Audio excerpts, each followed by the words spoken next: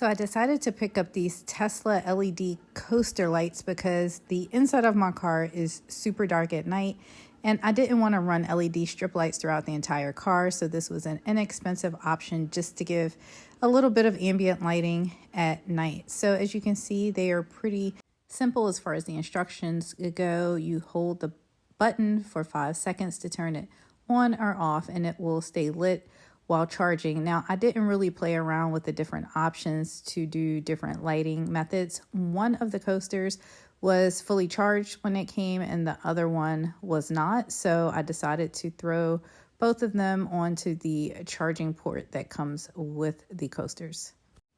I simply let them charge for maybe 20 minutes or so. And to be honest, they've been lighting up now for several weeks and I have not recharged them. This is how it looks at night. They just kind of go on and off. And if you do put a drink on top of them, it will come back on. So it's kind of doing its own thing and I'm totally fine with that.